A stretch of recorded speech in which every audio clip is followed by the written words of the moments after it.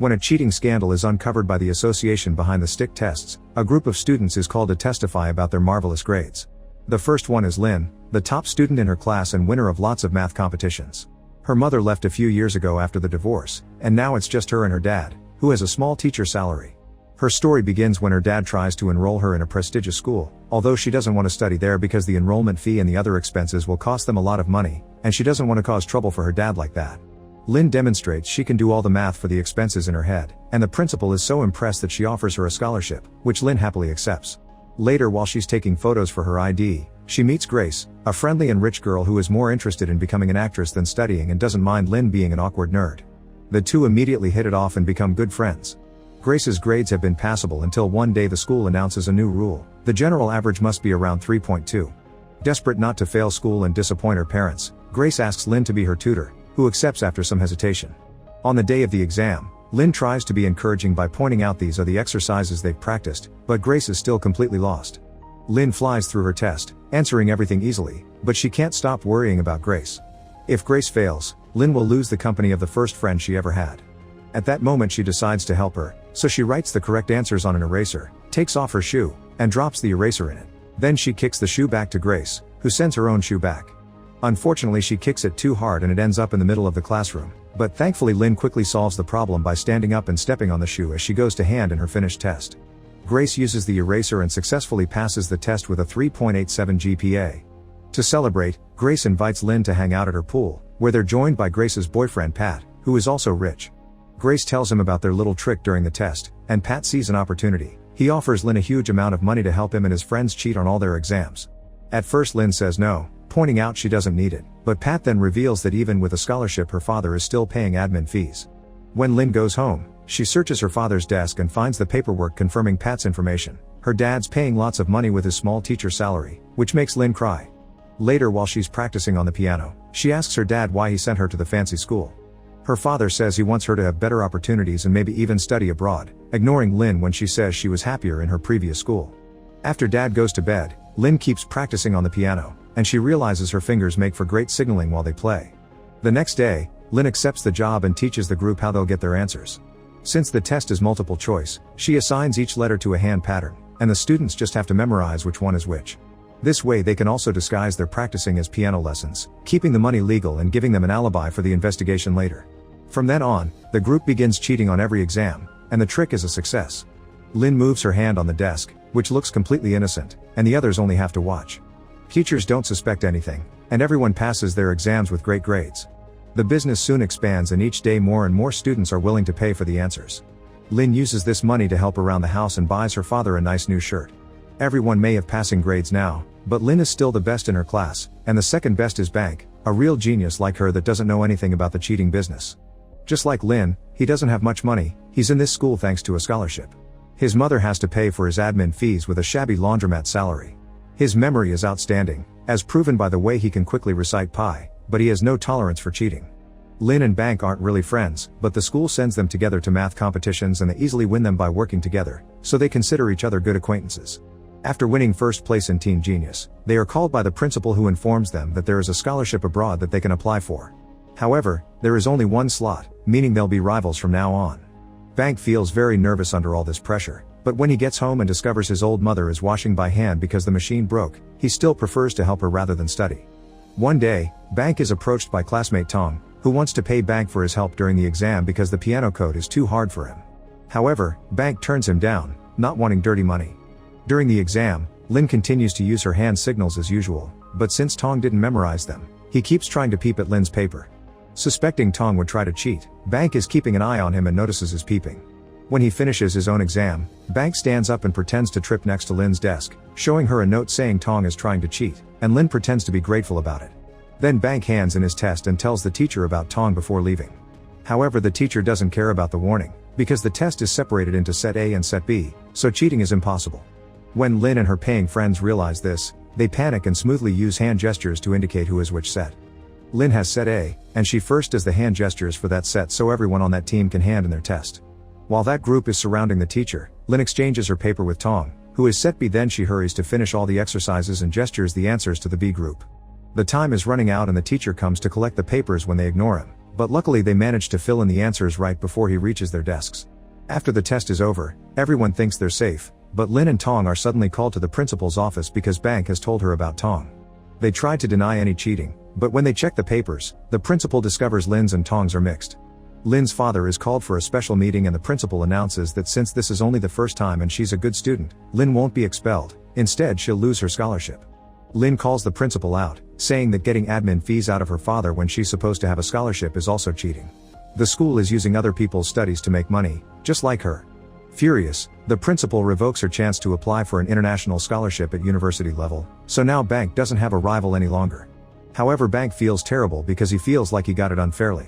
When they get home, Lin's dad scolds her for what she did, showing how disappointed he is by refusing to wear the shirt she got him anymore. Meanwhile, Grace goes to Pat's home to have dinner with his parents. They think Pat has gotten better at school thanks to Grace's influence, and they want her to try for the stick with Pat so they can go to Boston University together, even promising to pay for everything. Desperate, Grace calls Lin and asks for her help. At first Lin doesn't want to risk her reputation again, but this time Grace appeals to their friendship and promises a pay much larger than before. Lin accepts, but as she leaves the building reading all the test rules, she realizes there's nothing she can do to cheat the system. She begins writing a note with an apology, but at that moment, she hears a man talking to someone in another country, and she notices all the clocks with different time zones on the wall. This gives her the perfect idea. The next day, Lin tells Grace and Pat about her plan. They're going to take advantage of time zones. Since the exam is the same all over the world, she'll take the test in Australia 4 hours earlier. Then she can pass the answers back to Thailand and sell them to whoever wants to take the test. Now Grace and Pat's part will be to find more clients to pay for all the expenses. This way Lin can also go to Boston University. To get the answers out though, Lin will have to memorize them. She usually can memorize so much if she has enough time, but since after finishing the test she'll only have a few minutes left, she'll only be able to memorize half the test. The only person capable of memorizing the other half would be Bank, but they know better than to ask him since he hates cheating. The night before the scholarship test, Bank is on his scooter doing the laundromat's clothing deliveries. When he gets home, he's cornered by two thugs that accuse him of having scratched their car with his scooter and proceeds to beat him up too. Then they throw his unconscious body in a landfill. When Bank wakes up the next morning, he's devastated to realize he's missed the chance to take the exam. Later at school, Lin hears about what happened and visits Bank to ask him to join them, promising good pay. At first Bank refuses, but Lin changes his mind by pointing out how the system keeps cheating on poor people like them and it's only fair to cheat back. Now that they have all the memorization covered, they finish planning their heist. Lin and Bank will take the exam in Australia and hide phones inside the building's toilets. During the exam breaks, they'll go to relieve themselves and send the answers to Grace and Pat. For the last part of the exam with no break, they'll just pretend to feel sick. Grace and Pat will print out the answers on barcode stickers that will be put on pencils, then those pencils will be distributed on bikes to the paying students so they can have them right before their flights. To get even more clients, Pat makes a special presentation imitating Steve Jobs, which gets them to earn millions. With her editing skills, Grace makes fake paperwork and Lin convinces her dad to sign them by saying it's to participate in the Australian branch of Teen Genius. Now she can fly without an adult. Lin and Bank spend the following days doing practice exams and running to a bathroom to text the answers to train their memory. The day before the exam, the group practices their crocodile tears and their alibis in case they get caught. When it's Pat's turn, he mentions in his story that he doesn't know Bank, calling him a loser that woke up in a landfill. Bank gets furious and jumps on Pat to beat him up, but the girls quickly pull them apart as Bank explains he never told anyone about the landfill.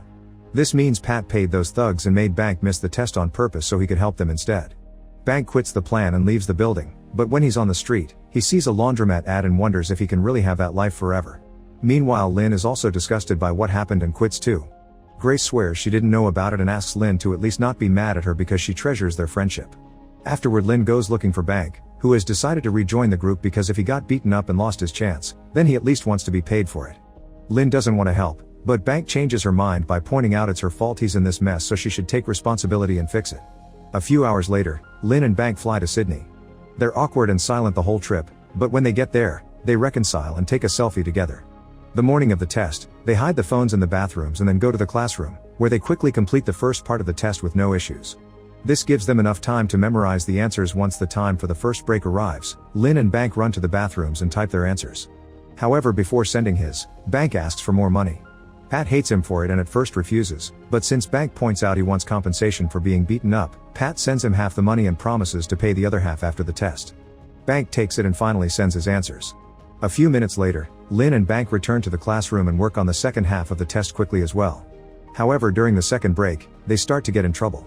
Bank gets to his stall fast, but it takes him a moment to remember all the answers. He does manage to send them, but the inspecting officer comes to knock on his door after noticing Bank is taking too long in there.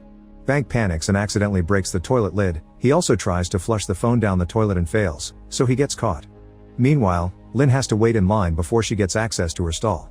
She manages to send all the answers, but she's also suspected of taking too long. Luckily, she thinks of hiding her phone in her shoes and escapes the bathroom safely. However, outside she discovers Bank being scolded and that all the students are being searched, so she hides the phone in the water cooler before returning to the classroom. Unfortunately, Bank doesn't return and Lynn has to do the last part alone. For a moment she thinks she can't memorize this much, but her hand begins to move unconsciously, and she realizes she can do this if she memorizes it like a music sheet.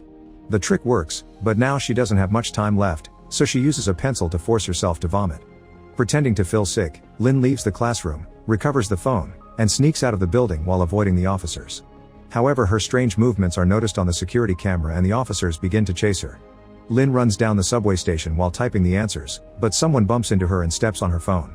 The screen is broken and Lynn thinks she can't finish her job, but after lots of pressing, she manages to send all the answers. This delay causes her to miss the train and the officer catches her, asking her to come with him for questioning. On their way out, Lynn slips the phone in a random person's bag. While Pat and Grace are printing the answers, Lynn's dad shows up.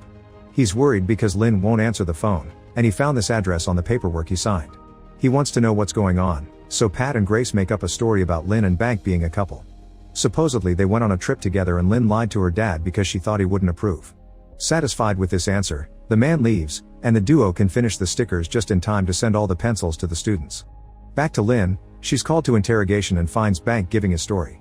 He makes a sign telling her not to get involved because he's lying to cover everyone, so with tears in her eyes, Lynn deletes the picture they took together. When Lynn goes home, Grace and Pat are waiting for her to invite her to a party to celebrate their success. However, Lynn turns them down. She feels horrible because her scores were cancelled and Bank got suspended, so she refuses to help the couple any longer, pointing out that university exams aren't multiple choice anyway.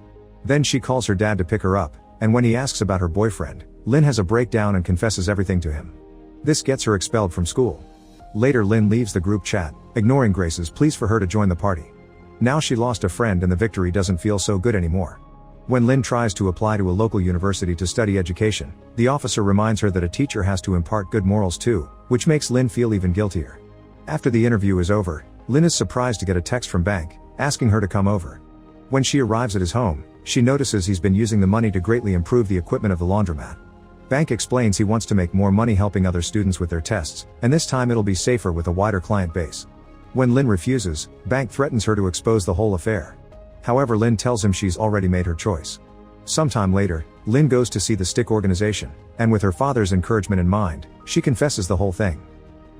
Make sure to subscribe and turn on notifications so you can watch more videos like this. Thanks for watching.